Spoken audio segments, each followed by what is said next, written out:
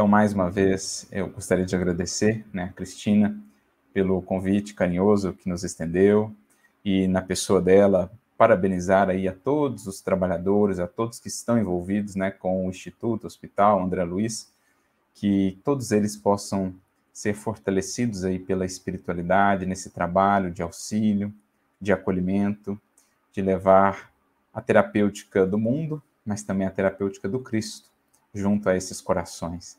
Então, que o Mestre possa seguir inspirando a todos vocês, assim como Bezerra de Menezes, o próprio André Luiz, onde estiver. E eu gostaria também de agradecer pela ocasião de aqui estarmos juntos, os que nos acompanham de todas as partes.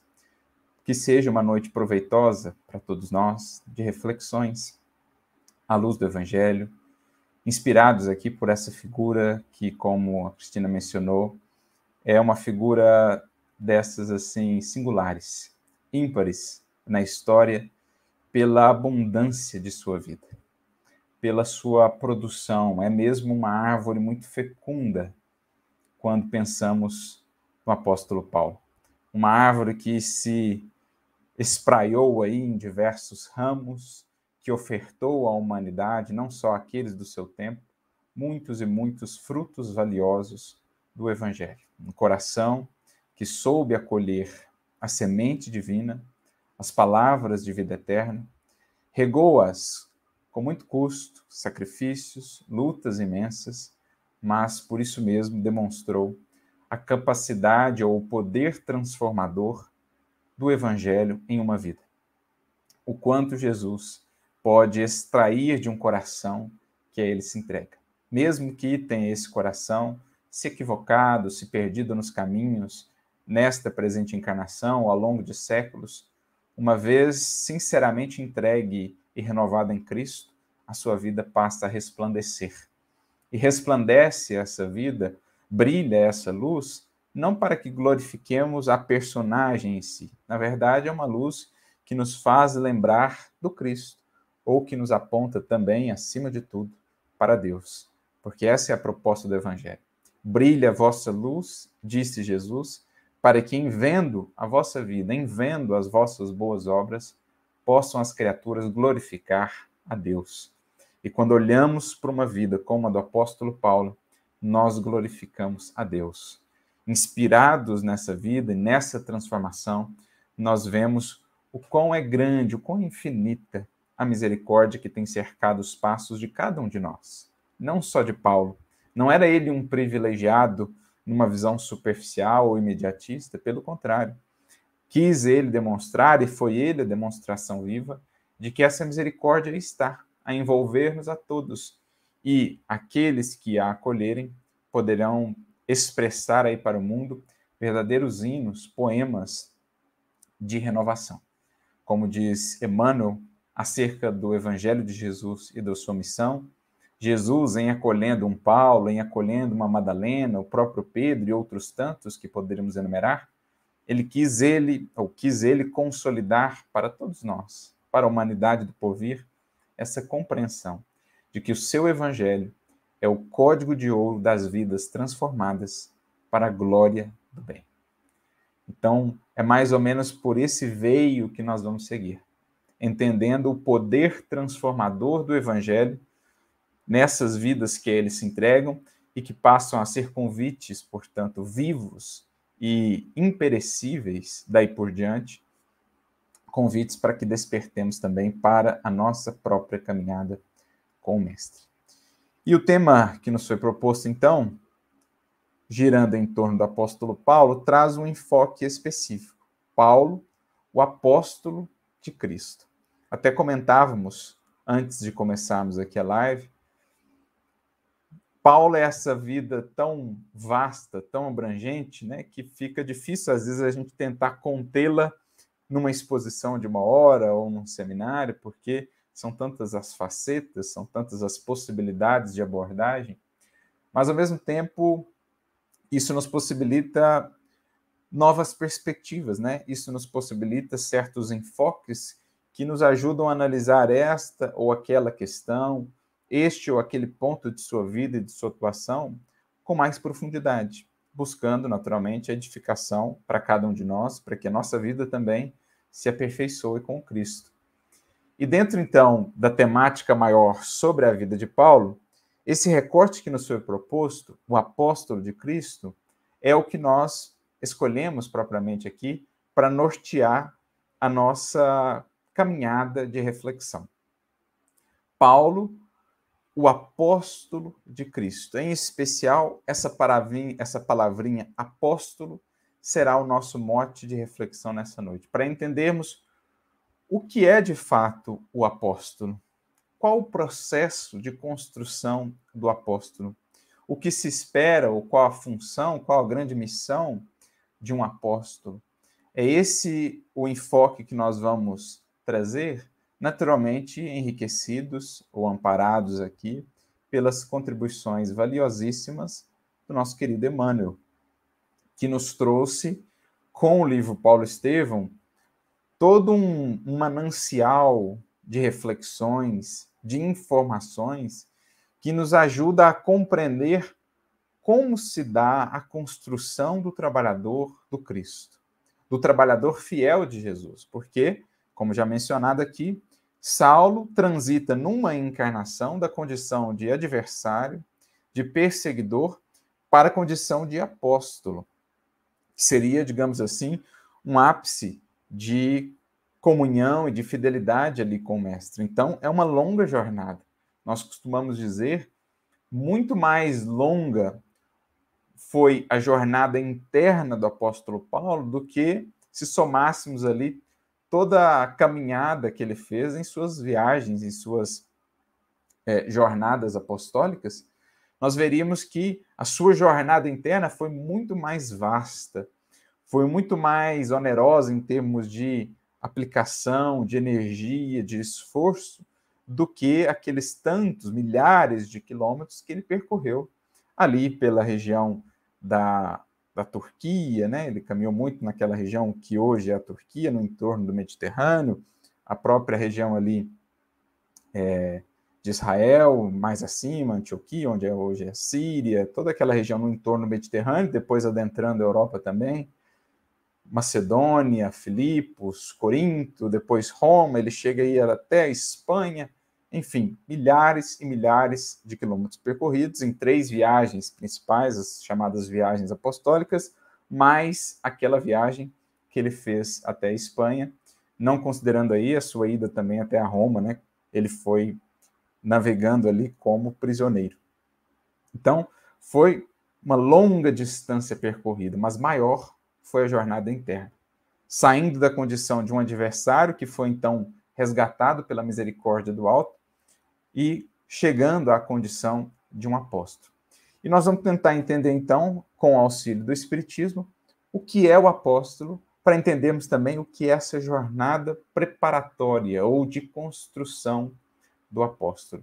Emmanuel, com a sua obra, nos permite acompanhar passo a passo dessa jornada interna também, não só a externa, porque Emmanuel, com a sua riqueza descritiva, vai trazendo também os momentos psicológicos dos seus personagens. Então, a gente vai acompanhando Paulo no que ele sentia, no que ele pensava, nas dificuldades e nas lutas pelas quais ele passava, né, provações, sobretudo internas. A gente vai conseguindo ver o que nos espera no processo de construção em que também nós estamos inseridos. Por ora, somos simples aprendizes, discípulos, mas a meta do discípulo é converter-se um dia em apóstolo, é converter-se um dia naquele que é a fiel expressão do Mestre. Então, aqui a gente já traz uma primeira compreensão do que seja o apóstolo, né? Ou o apostolado. Para a gente poder entender melhor o significado disso, vamos à própria origem da palavra. O termo apóstolo, no português, deriva da palavra no grego, que significa enviado. Então, o apóstolo é aquele que foi enviado. E enviado para quê? Enviado só para divulgar a mensagem? Enviado só para falar de Jesus por onde passe? Enviado só para, digamos assim, arregimentar mais números, mais recursos em torno da causa do Evangelho? Ou enviado essencialmente para ser, onde estiver, uma expressão tão pura quanto possível, ou mais aproximada possível na sua atual condição, de Jesus. Aqui nos recordamos de uma mensagem, de uma consideração que Emmanuel nos traz no livro Vinha de Luz, capítulo de número 12, mensagem chamada Padrão. Nessa mensagem, Emmanuel vai falar sobre a figura de Barnabé, que não era conhecido propriamente como um dos apóstolos, né? Aqueles que receberam primeiramente esse título seriam os 12 que faziam parte do círculo mais direto, depois Paulo também recebe esse título. Então a gente pode pensar na palavra apóstolo um sentido mais estrito sensu desses primeiros colaboradores de Jesus, com exceção de Paulo, que chega mais tarde. Mas a gente pode pensar na palavra apóstolo num sentido mais lato, mais abrangente. Toda alma, todo ser que se torne uma expressão fiel do Cristo, né, um grande tarefeiro mesmo, ele acaba recebendo essa titulação de apóstolo. Então, por exemplo, nós temos aqui no Brasil Eurípides Barçanufo, apóstolo da caridade, ou Chico Xavier, apóstolo da mediunidade. Enfim, ao longo dos séculos, grandes figuras no cristianismo foram recebendo essa denominação, né, de apóstolos. Então, o apóstolo é aquele que é enviado. E aí, nessa mensagem, capítulo 12 do livro Vinha de Luz, o Emmanuel está falando de Barnabé, que não tinha propriamente um título de apóstolo, no sentido mais estrito sensu, mas tinha, sim, nesse sentido lato, porque foi uma dessas almas fiéis. Foi, inclusive, um dos grandes amigos, um dos grandes colaboradores na seara junto do apóstolo Paulo. Foi até aquele que intercedeu por ele quando Paulo, voltando lá do deserto, encontrou ali dificuldades de acolhimento até na casa do caminho. Barnabé foi um daqueles que tomou partido de acolhê-lo, de ampará-lo, inclusive se dispondo a ir ser o primeiro a visitá-lo lá na pensão onde ele estava. Né? Foi lá como emissário de Pedro, enviado, né, como um apóstolo ali do amor e da misericórdia do Cristo, para acolher o apóstolo Paulo, e de fato, então, na época ele ainda não era apóstolo, né, mas acolher Saulo e integrá-lo à comunidade do cristianismo primitivo. Depois ele ainda passaria por todo um processo para voltar à companhia de Barnabé, dessa vez como tarefeiro já propriamente, na primeira viagem apostólica que eles vão fazer juntos. Então, Barnabé ele tinha também essa denominação de apóstolo pela vida de fidelidade a Jesus. E é sobre ele que Emmanuel está falando, por isso o título da mensagem, Padrão, porque ele vai falar do padrão de vida que Barnabé expressava. Ele comenta, inclusive, um versículo de Atos dos Apóstolos que denota as qualidades ali de Barnabé. Né? Um grande coração. Ele era conhecido pelo seu grande coração, por uma amabilidade, por uma benevolência, por uma indulgência, assim, expressivas. Então, ele era conhecido por isso, pela sua fé, né, pela sua resiliência, e isso, por meio disso, dessas qualidades, diz o texto de Atos dos Apóstolos que muitas almas se agregaram à igreja nascente. Então, graças ao exemplo e à vivência de Barnabé, muitas almas, muitos corações se aproximaram do Cristo, se conectaram ao Cristo, vincularam-se à mensagem de Jesus.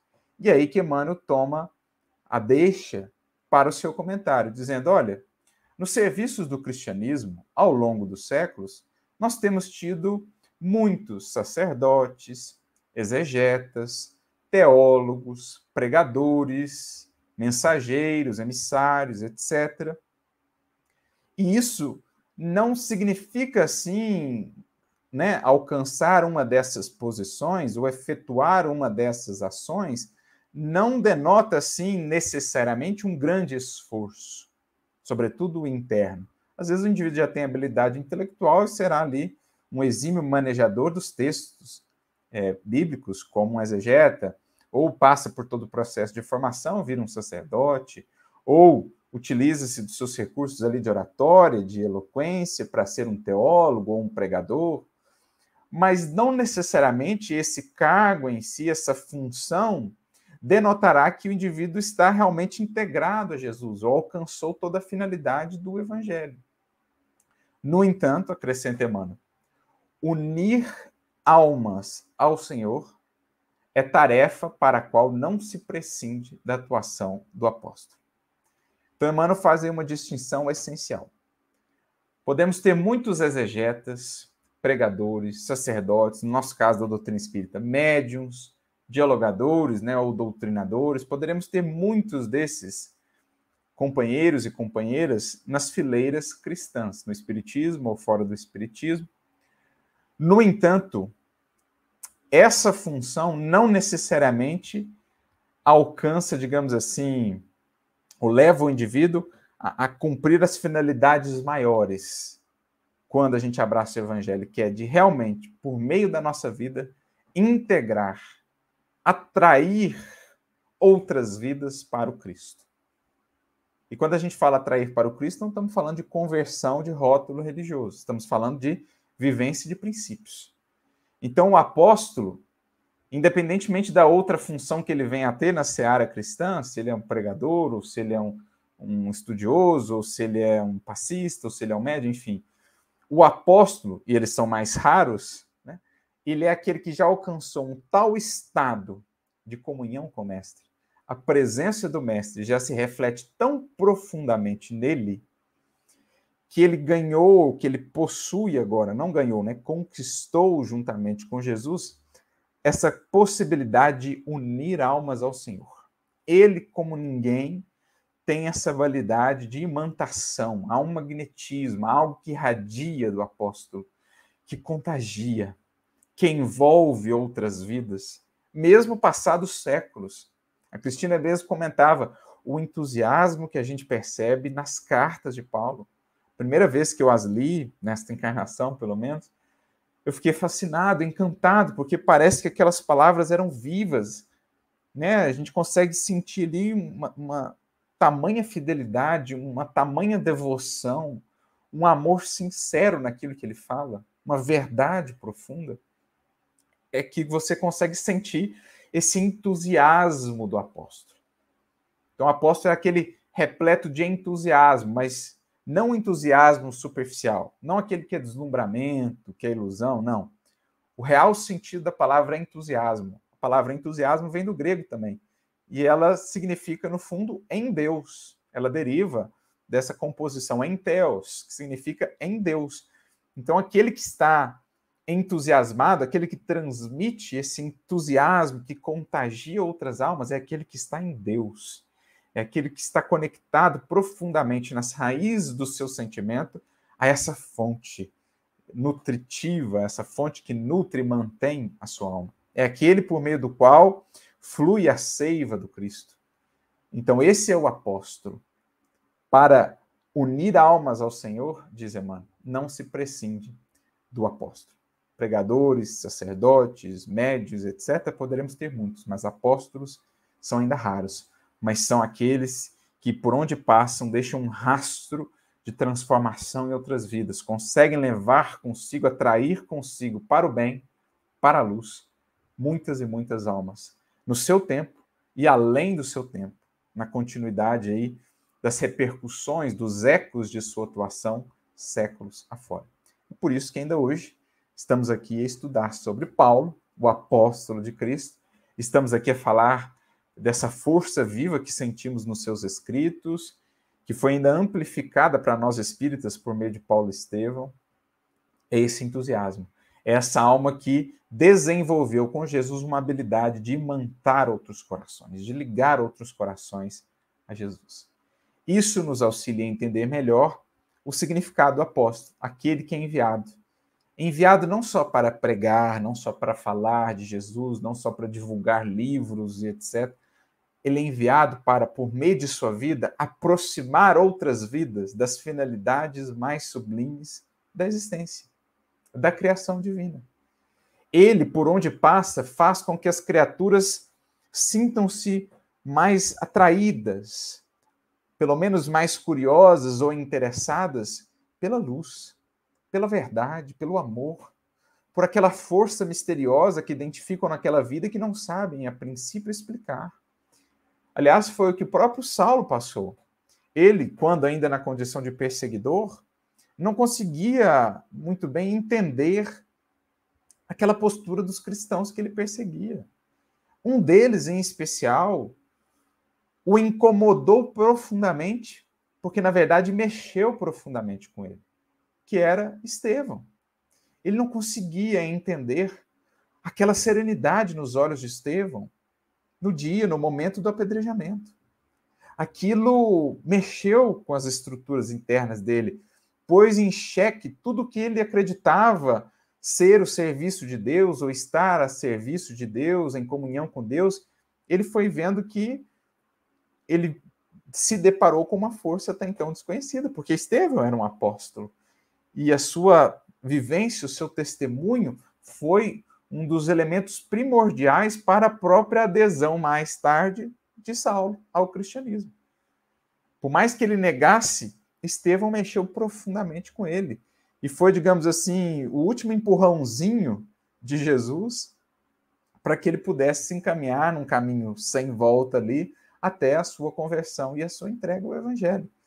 Aquela força misteriosa, aquela paz que transbordava do olhar de Estevão, mesmo humilhado, apedrejado, aquilo envolveu, aquilo atraiu a alma de Saulo para mais perto da do Cristo. Ele relutava ainda, né, contra os aguilhões. Por isso Jesus diz a ele: Paulo, Paulo, Saulo, Saulo, não recalcitres contra os aguilhões. Porque a vida, a passagem de Estevão por sua vida, depois de Abigail também, que se torna cristã, tudo aquilo representou uma força centrípeta. Né? Nós, na física e na engenharia, falamos muito de força centrípeta, aquela que atrai para o centro. O apóstolo é aquele que estabelece em outras vidas essa força centrípeta, atraindo para Jesus, atraindo para o evangelho, atraindo para as grandes buscas da alma. Então, ele acabou sendo o resultado de um trabalho apostolar de Estevão, de um trabalho apostolar do próprio Ananias, que até então ele não conhecia, mas que teve esse papel de atraí-lo também, né, ainda que à distância.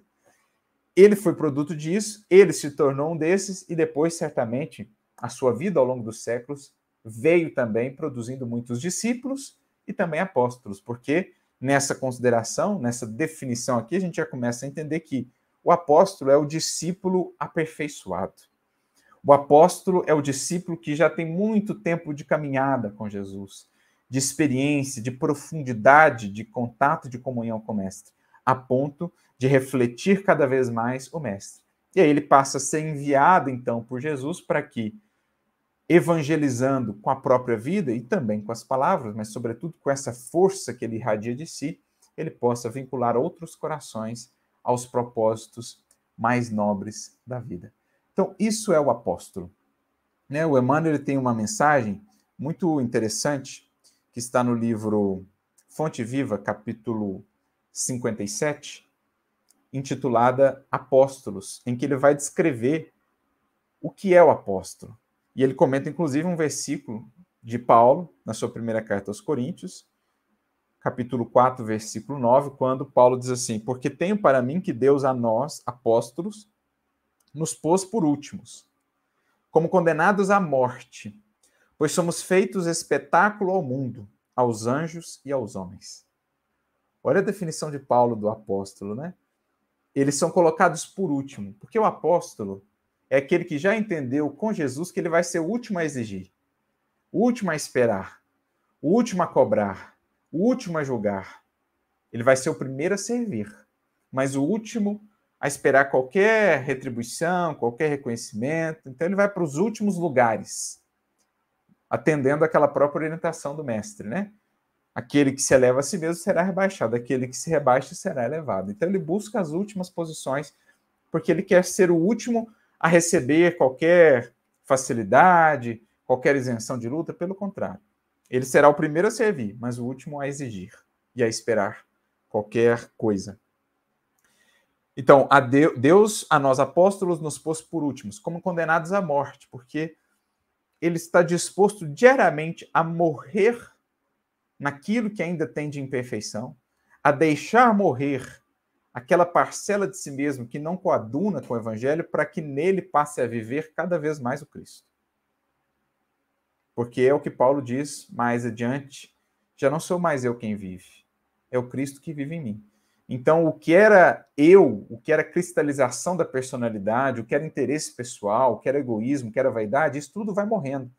O apóstolo está disposto a deixar isso morrer, o seu velho eu, para que Cristo possa viver cada vez mais nele. Essa é a ideia. E aí eles se fazem, por essa vida que vivem, espetáculo para o mundo. Aos anjos e aos homens. Aos anjos, né, aos benfeitores espirituais, porque encontram no apóstolo um fiel colaborador encarnado. E podem se servir dele, utilizam-se dele para estender as bênçãos do alto. Então, os anjos acompanharão essa mente, amparando-a no seu propósito de servir a Jesus. E aos homens que, vendo essa vida, que vendo essa luz, serão pelo menos despertos em algum nível, algum grau, agora ou mais tarde, talvez, mas pelo menos terão a sua atenção chamada para essas questões mais transcendentes sobre as quais talvez não refleti antes. Então, o apóstolo, por onde ele passa como uma candeia acesa. Uma candeia acesa que é mais facilmente encontrada pelos espíritos superiores, uma candeia acesa que é vista pelos homens com os quais convive. Alguns vão ainda fugir dessa luz, ou vão tentar abafá-la, porque relutam contra a mudança. Outros já serão tocados por essa luz. Primeiramente uma curiosidade, depois um interesse mais profundo, mas enfim, essa força, esse entusiasmo, de alguma maneira, os marca. Talvez não naquela existência, mas em futuras. Se lembrarão desse contato um dia no mundo espiritual e, a partir disso, se inspirarão. Né? O próprio Públio Lentulus, Emmanuel, nosso querido benfeitor, ele comenta que, isso está no livro Amor e Sabedoria de Emmanuel, né, em que ele fala ali, uma mensagem que o Clóvis Tavares insere na obra, em que ele fala sobre a importância de estudarmos as epístolas de Paulo. E ele comenta nessa mensagem que ele conheceu Paulo quando encarnado, lá em Roma, um período que Paulo já estava em Roma, que é ali na década de 60 do primeiro século. A Lívia tinha desencarnado, fazia algum tempo, ela desencarna em 58, se não me engano, mas o seu coração, né, ainda estava muito ferido, muito dolorido em decorrência de tudo aquilo. E aí ele um dia estava caminhando não, né, estava se locomovendo ali pela Via Ápia, na sua carruagem, e os cavalos disparam, e aí tinha um grupo de cristãos ali às margens da Via Ápia. Um dos cristãos se coloca ali à frente dos cavalos, consegue acalmar os cavalos. Públio Lentulus sai para ver o que acontecia e percebe ali aquele grupinho de cristãos, né? E não sei se ele sabia exatamente a época que eram cristãos, talvez sim já. Mas, enfim, ele vai conversar com eles ali para agradecer aquele que havia evitado um acidente e tal. E ele percebe que tinha uma espécie de líder ali naquele grupo. Todos estavam voltados para ele, impressionados ali com a sua palavra. E ele próprio, Públio Lentulus, fica impressionado com aquela figura. Conversa com ele por alguns minutos apenas. Mas diz ele que nunca mais esqueceu-se daquele momento. Que aqueles breves minutos foram capazes de marcar para sempre a sua alma. Esse alguém com quem ele conversou era o apóstolo Paulo. Ali começava uma amizade, ali começava uma relação que muito nos beneficiaria ao longo dos séculos. Porque, como sabemos, né, o Lúcio nos informa, após desencarnar como Públio Lentulus, ele foi acolhido no mundo espiritual como uma espécie de filho, de pupilo ali do próprio apóstolo Paulo. Por isso esse carinho tão grande de Emmanuel por Paulo.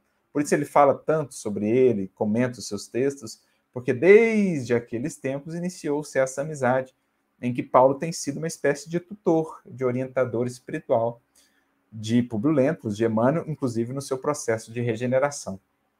Então, é bacana a gente ver, né, essas conexões, como uma vida transformada vai transformando outras e produzindo também apóstolos ao longo dos séculos, discípulos que vão se tornando apóstolos.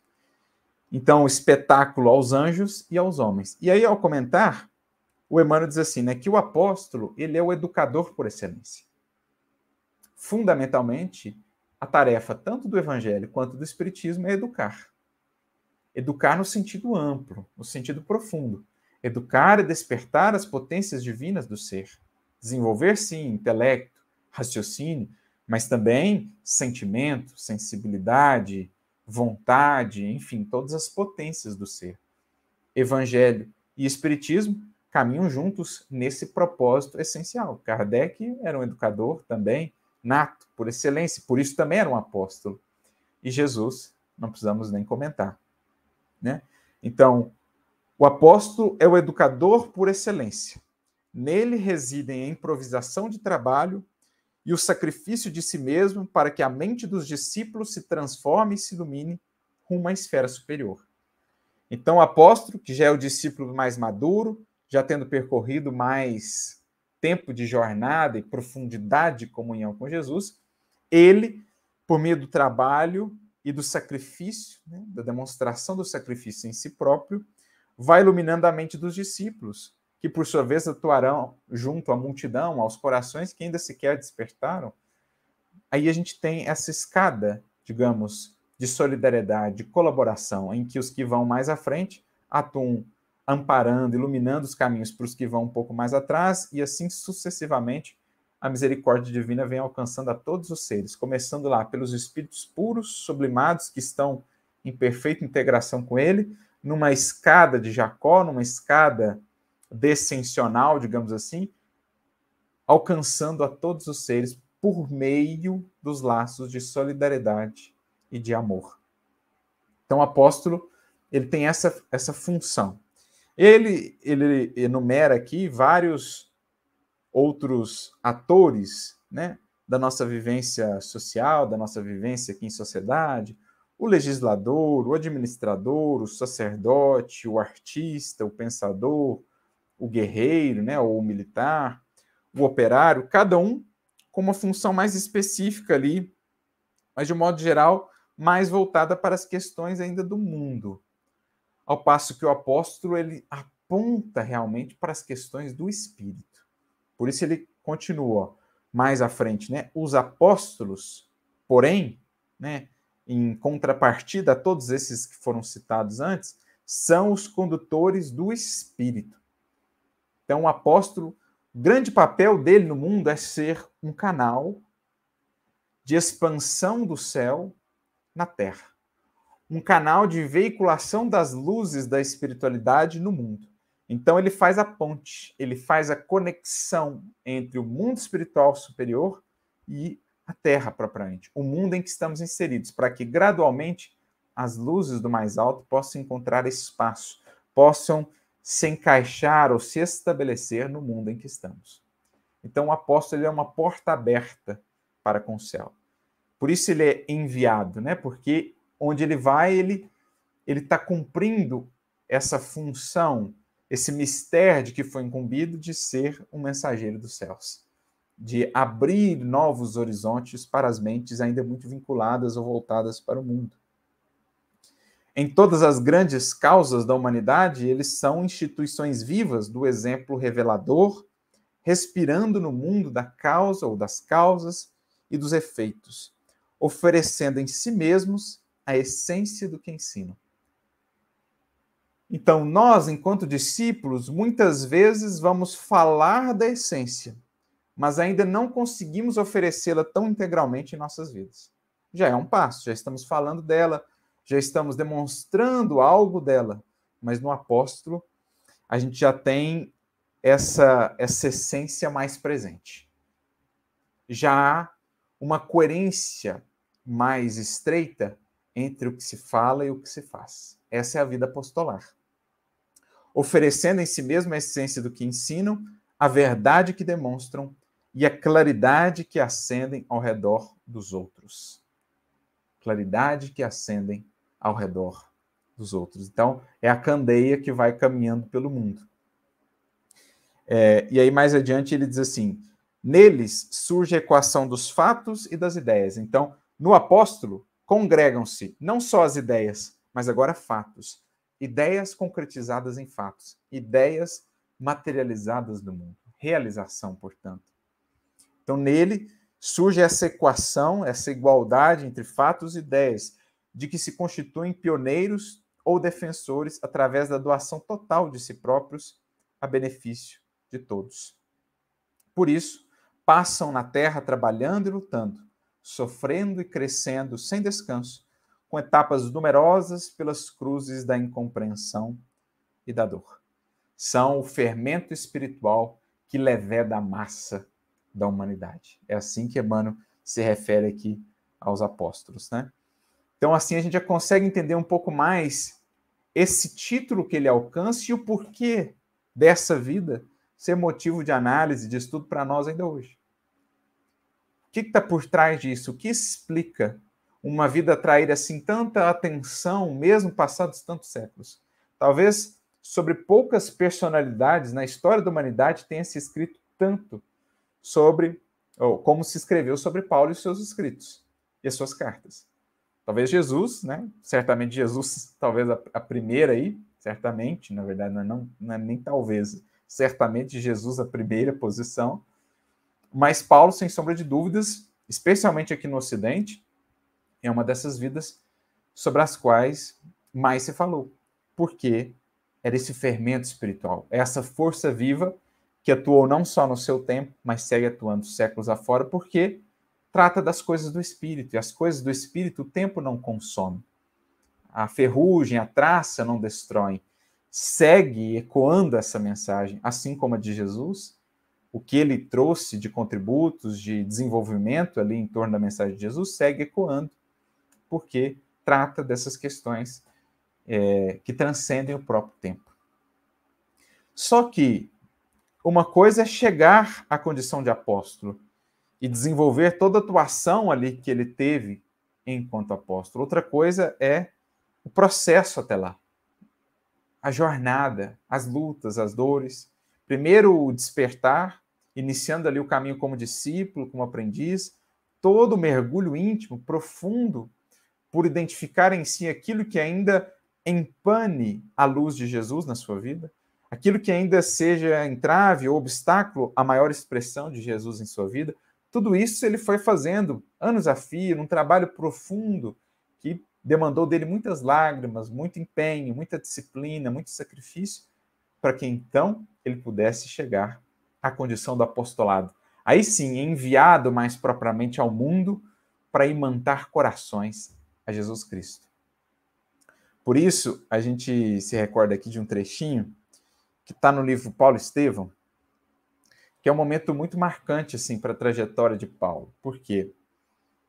Ele, em Damasco, cai em si, como o filho pródigo da parábola, desperta, inicia a sua caminhada como aprendiz, como discípulo.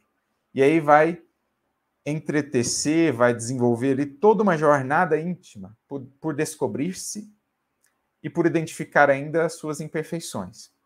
O que precisava remover do vaso de sua alma para que esse vaso pudesse ser então ofertado mais limpo, mais purificado para Jesus.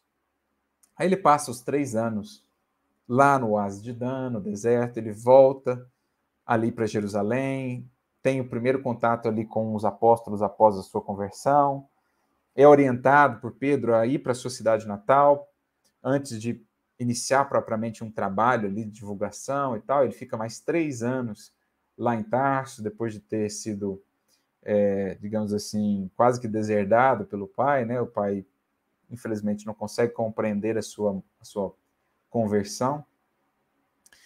E ele fica 3 anos ali, e é então que Barnabé, mais uma vez, Barnabé vai em busca dele e fala, vão lá conosco para Antioquia, que crê que você vai poder ser útil lá. E ali ele fica em Antioquia por um tempo.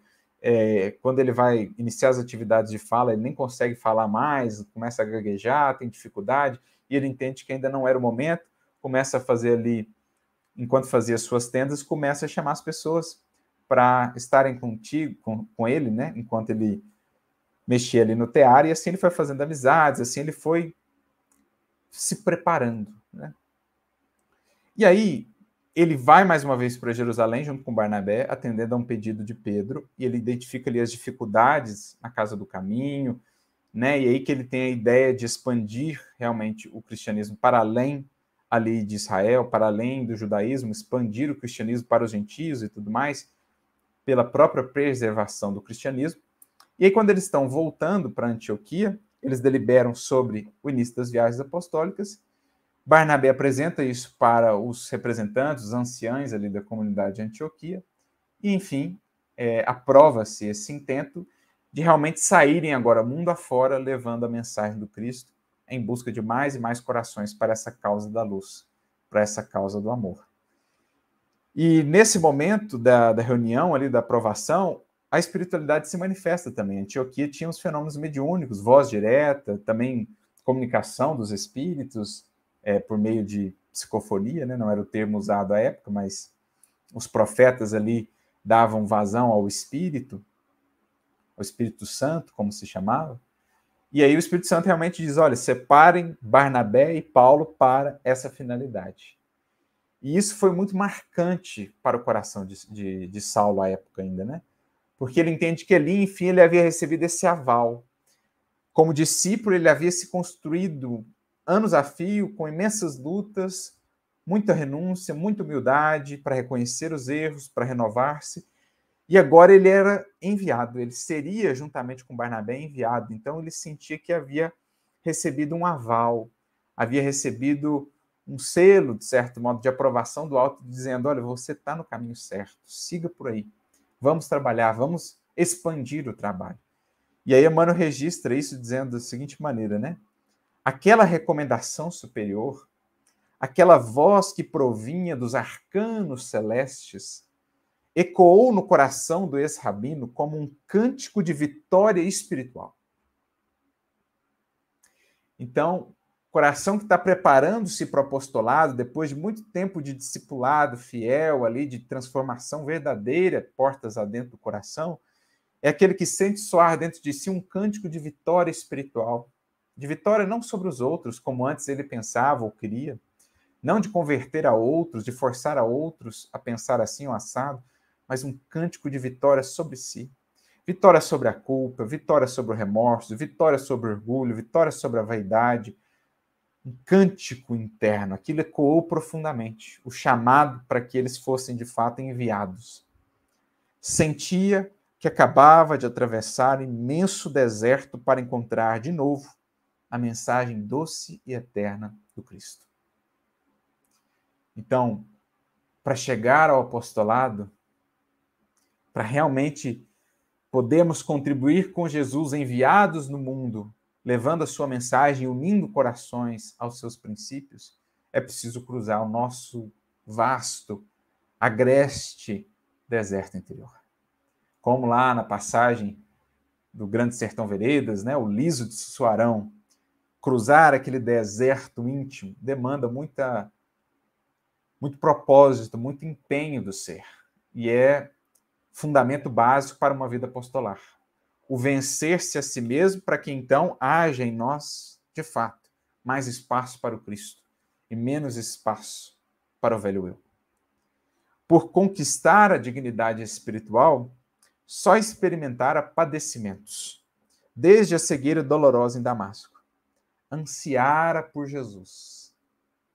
Tivera sede abrasadora e terrível. Claro que não uma sede física, né? Uma sede do Espírito, uma sede de comunhão com o amor do Mestre, comunhão com Deus. Pedir em vão a compreensão dos amigos, debalde buscar o terno aconchego da família, mas agora que a palavra mais alta o chamava ao serviço, deixava sem empolgar, ao entusiasmo benéfico, né? A presença de Deus, o anseio de servir, deixava sem empolgar por júbilos infinitos. Era o sinal de que havia sido considerado digno dos esforços confiados aos discípulos. Havia sido aprovado como discípulo, e agora um discípulo já mais maduro, a ponto de poder ser enviado. Claro que o apostolado dele se construía ao longo de todos os anos a partir dali, nas tantas viagens, nas tantas lutas e perseguições. Mas, admitido ao discipulado, considerado já digno de ser enviado no início de uma tarefa apostolar. Refletindo como as dores passadas lhe pareciam pequeninas e infantis, comparadas à alegria imensa que lhe inundava a alma, Saulo de Tarso chorou copiosamente, experimentando maravilhosas sensações. Olha a alegria do vencer-se a si, do não deixar desanimar-se pelas dores, pelas incompreensões, pela culpa, pelo contrário, sentir o chamado da misericórdia, o sentir o convite de Jesus, que busca nos nos mais tenebrosos abismos em que já adentramos, estende-nos as mãos e diz, como um dia disse a Lázaro, sai fora, sai para fora dessas ilusões, dessas cavernas, dessas sombras, vamos à luz da vida. Venha para o sol do amor e da verdade, para o esforço iluminativo. Então ele chorou, experimentando maravilhosas sensações.